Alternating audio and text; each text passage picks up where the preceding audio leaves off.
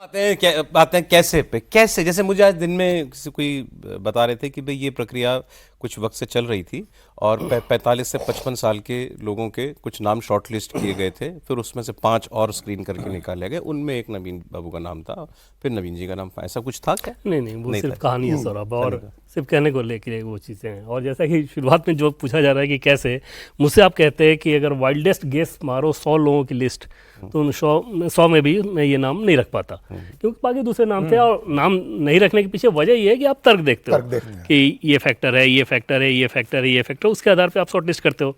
दूसरी चीज़ होती है नाम रखने के आधार पे कि आप पार्टी के बड़े नेताओं से बात करके अंडरस्टैंडिंग लेते हो कि क्या चीज़ है। तो पार्टी के बड़े नेताओं के अंडरस्टैंडिंग के हिसाब से बात करें तो एक चीज़ कही गई थी कुछ दिन पहले एक बड़े नेता के द्वारा कि जब हमने पूछा कि सर तय हो गया क्या, क्योंकि बहुत सारी अफवाहें चलते रहती थी, तो जैसे हुआ कि ये नाम तय हो गया तो फिर भाग के हम लोग पूछते थे सर ये नाम तय हो गया क्या।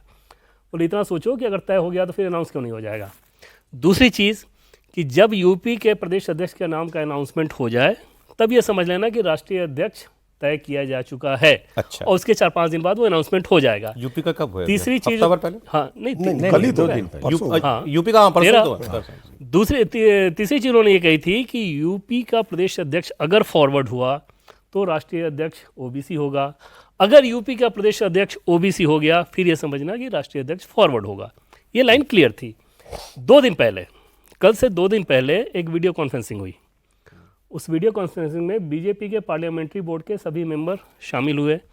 वो बैठक फिजिकल भी हो सकती थी, लेकिन ऐसे शगुफाबाजी हवाबाजी ना चले उसको ध्यान में रख के उसको वीडियो कॉन्फ्रेंसिंग से जोड़ा गया पार्लियामेंट्री बोर्ड के सभी सदस्यों का। पीएम मोदी ने उसमें सबसे पूछा कि राष्ट्रीय अध्यक्ष के लिए आपकी राय क्या है, और ये पहली फॉर्मल बातचीत थी पार्लियामेंट्री बोर्ड के लेवल पे 2 दिन पहले। उसमें ये कह दिया गया था कि आपको नाम बताने की ज़रूरत नहीं है, आप ये बताएं कि आपकी सोच क्या है, जैसे भाषा कैसी होनी चाहिए, किस जोन से आना चाहिए, किस कास्ट से होना चाहिए, सारा फीचर आप बताएं। उन सारे फीचर पे पार्लियामेंट्री बोर्ड के सदस्यों ने अलग अलग राय रखी। कितने लोग हैं पार्लियामेंट्री बोर्ड में? पार्लियामेंट्री बोर्ड में 12 लोग हैं, और उसमें सबने अपनी अपनी राय रख दी थी। किसी ने कोई नाम नहीं रखा। पार्लियामेंट्री बोर्ड की जो राय थी उसमें एक राय ज़्यादा डोमिनेंट ये कर रही थी कि यूथ होना चाहिए, हिंदी हार्टलैंड से होना चाहिए, हिंदी भाषी होना चाहिए, यूथ होना चाहिए। उसके पीछे वजह वो बता रहे थे जैसे अभी वाइस प्रेसिडेंट का चयन करना था तो साउथ से किया गया। और तीसरी चीज़ ये थी कि फॉरवर्ड हो तो बेहतर रहेगा कास्ट कॉम्बिनेशन के लिए। यूथ फॉरवर्ड और हिंदी स्पीकिंग। ओके। अब सवाल ये था कि यूथ मतलब पॉलिटिक्स के यूथ के हिसाब से अलग एज ब्रैकेट होता है, तो उसमें ये बात हुई कि 50 साल से नीचे अगर हो तो भी हो सकता है। उसमें किसी नाम को लेकर कोई चर्चा नहीं हुई। ठीक 2 दिन पहले ये बात सब हो गई है, तब ये समझ में आने लगा था पार्लियामेंट्री बोर्ड के सदस्यों को कि अब नाम बहुत जल्द आने वाला है। कल जब बैठक हुई तो कल पहले गुजरात की बैठक हुई थी पीएम निवास पे गुजरात कोर ग्रुप के साथ।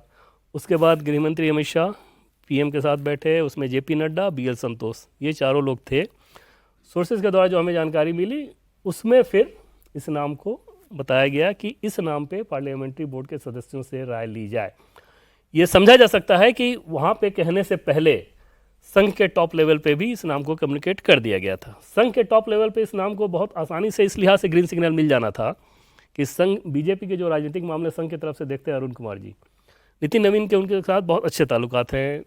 काम को लेकर नितिन नवीन हमेशा राय देते रहते हैं। और बिहार सरकार का जब गठन हो रहा था सौरभ, गठन की जब प्रक्रिया चल रही थी, तो नितिन नवीन ने बीजेपी के टॉप लीडरशिप को और संघ के लीडरशिप को भी ऐसी राय दी थी जिसके बारे में उन लोगों के द्वारा ये कहा गया कि ये जो तुम राय दे रहे हो, अगर इस राय को इम्प्लीमेंट कर दिया जाए तो इसमें पॉलिटिकली तुम्हारा नुकसान है।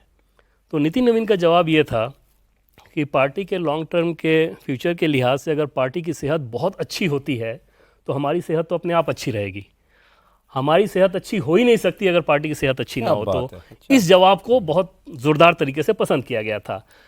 अमित शाह के हिसाब से, जैसे अमित शाह एक अहम फैक्टर इसमें थे कि अमित शाह कैसे उस नाम पे मुहर लगाएं, तो छत्तीसगढ़ के प्रभारी रहने के दरमियान गृहमंत्री अमित शाह के साथ नितिन नवीन का बहुत क्लोज संपर्क रहा।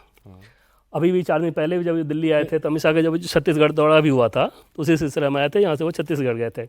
अमित शाह उनको टास्क देते थे और उस टास्क को वो बहुत बढ़िया से ग्राउंड पे उतार के फिर रिपोर्ट करते थे। पिछले विधानसभा चुनाव में नितिन नवीन उन चुनिंदा नेताओं में से थे जो कि गृहमंत्री अमित शाह को ये फीडबैक दे रहे थे अपनी तरफ से, वो भी कि पार्टी यहाँ पे जीत रही है। जब सब बता रहे थे कि हार रही है, और गृहमंत्री अमित शाह का अपना फीडबैक भी वही कह रहा था कि हम लोग जीत रहे हैं। तो वहाँ पे उनको ये समझ में आ गया कि इसके पास अंडरस्टैंडिंग ठीक है, पॉलिटिकल सेंस grounded है, ग्राउंड की समझ है। अच्छा कार्य करता है, कोई ईगो नहीं रखता, मतलब उसमें ईगो वगैरह वाली चीज़ है ही नहीं। तो इन सारी चीज़ों के चलते आप समझ सकते हैं कि हर लेवल पे टिक टिक टिक टिक आसानी से हो गया। और एक चीज़ सौरभ की, जितने नामों को लेकर चर्चा हो रही थी, इतने दिन तक अनाउंसमेंट नहीं हुआ, उसका सीधा ही मतलब था कि सहमति नहीं बन पा रही है, संघ और बीजेपी। और उनमें से किसी नाम को होना होता तो कब का अनाउंसमेंट हो चुका होता।